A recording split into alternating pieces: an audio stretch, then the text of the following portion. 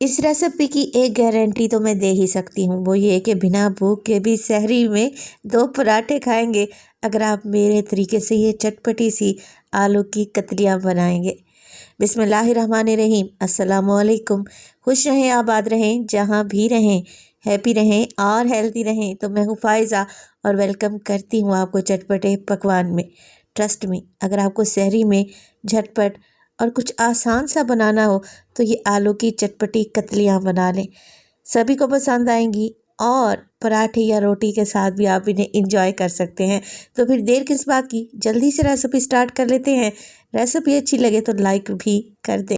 कभी भी मिनटों में तैयार हो जाने वाले ये चटपटी आलू की कतली बनाने के लिए सबसे पहले तो ले लिए हैं मैंने 1 किलो के बराबर आलू।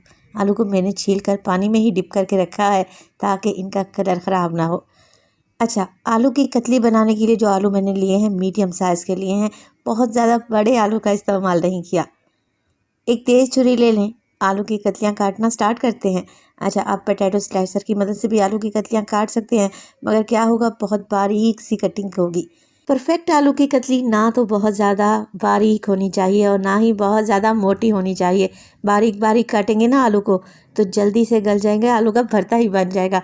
और अगर बहुत ज़्यादा मोटी काट लेंगे तो गलने में देर लगेगी। तो मीडियम साइज़ की आलू की कतलियाँ काटें और सारे ही आलू ऐसे ही बनाकर रेडी कर लें। तो माशाल्लाह से एक ही साइज़ में मैंने आलू की कतलियाँ बनाकर तैयार कर ली हैं। अब इन्हें पानी से निकाल लूँगी, किसी स्ट्रेनर में डाल कर रखूँगी ताकि इनका एक्स्ट्रा पानी निकल जाए। चलें जी, अब एक कढ़ाई ले ली है मैंने और उसमें डाला है तकरीबन आधा कप के करीब कुकिंग ऑयल। आप सरसों का तेल भी ले सकते हैं या फिर मक्खन घी भी इस्तेमाल कर सकते हैं। जैसे ही ऑयल हल्का सा गर्म हुआ, मैं डाल दूँगी इसमें आलू की कतलियाँ, जो कि अभी मैंने पानी से निकाल कर छान कर रखी हुई हैं। बस जी, कुछ भी नहीं करना, आलू को हमने यहाँ पर फ्राई करना है तकरीबन 70% तक। तो ये आलू की कतलियाँ को इतनी जायकेदार बनकर तैयार होती हैं कि आप गर्मा गर्म पराठों के साथ इसे बच्चों के लंच बॉक्स में दें या फिर चपाती या तंदूर की रोटी के साथ आप इसे दोपहर में एंजॉय करें। रात को कुछ पकाने का मूड नहीं है तो ज़बरदस्ती टेस्टी आलू की कतलियाँ बना लें। आसान भी हैं और मज़े की भी हैं और पूरी फैमिली को पसंद भी आएंगी। चलें जी, बातों ही बातों में आलू फ्राई हो चुके हैं, हल्का हल्का सा इन पर कलर भी आ गया है और तकरीबन 70% तक ये गल भी गए हैं। मैं आपको आलू चेक करवा देती हूँ, बहुत ज़्यादा आलू घुले नहीं हैं, मैश नहीं हो रहे, हल्की सी इनमें कसर बाकी है। तो बस ऐसे ही आलू हमने फ्राई करने थे। बस जी, अब कुछ भी नहीं करना, आलू को निकाल लेंगे और एक अलहदा से प्लेट में रखते जाएंगे। तो यहाँ पर एक और ज़रूरी बात तो आप लोगों से शेयर करना ही मैं भूल गई, वो ये कि अगर तो रेसिपी आप लोगों को ज़रा सी भी अच्छी लग रही हो, रेसिपी को लाइक कर दिया करें और चटपटे पकवान को सब्सक्राइब भी कर लें।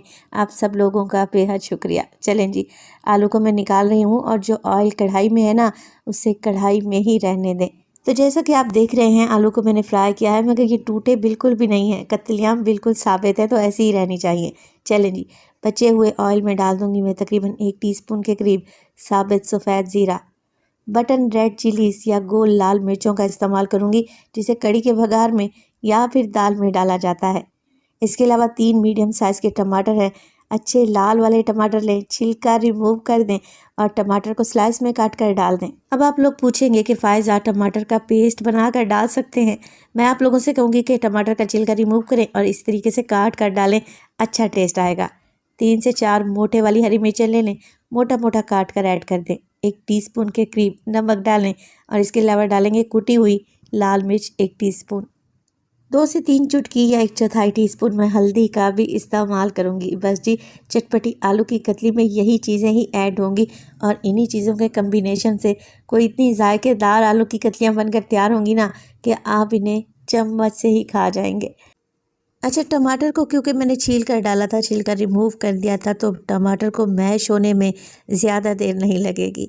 बस इसी तरीके से स्पैचुला से मैश करते जाएं और टमाटर को भूनते जाएं। तो जैसा कि मैं आपको बता चुकी हूँ, टमाटर को मुकम्मल तौर पर पेस्ट नहीं बनाएंगे, हल्का हल्का सा ये चंकी रहेगा ना, छोटे छोटे पीसेस टमाटर के जब मुंह में आएंगे तो बहुत ही टेस्टी लगेंगे।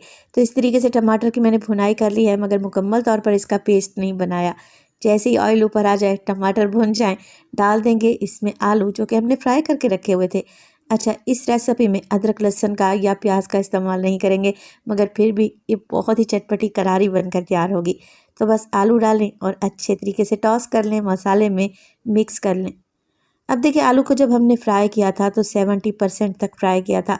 अभी आलू में कसर बाकी है, ये मुकम्मल तौर पर गले नहीं हैं, सॉफ्ट नहीं हुए।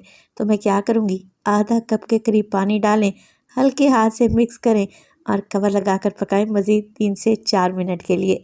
आलू भी गल जाएंगे और जो टमाटर का हमने चटपटा सा मसाला बनाया है ना, आलू में रच बस जाएगा। अगर आप आलू की थोड़ी सी ग्रेवी बनाना चाहते हैं तो ये आप लोगों पे डिपेंड करता है। मैं इसे ड्राई ही रखूँगी, तो ये पानी ड्राई हो जाएगा, आलू भी गल जाएंगे तो डालेंगे ढेर सारा बारीक कटा हुआ हरा धनिया। अब आप लोग चेक करें, लग रहे हैं ना टेस्टी। मगर आखिर में इसमें डालेंगे मोटी कुटी हुई काली मिर्च, तकरीबन ½ टी स्पून, जिसे मैंने फ्रेश ही कूट कर डाला है। तो यकीन करें, आलू की कतली का जायका 100 गुना बढ़ जाएगा।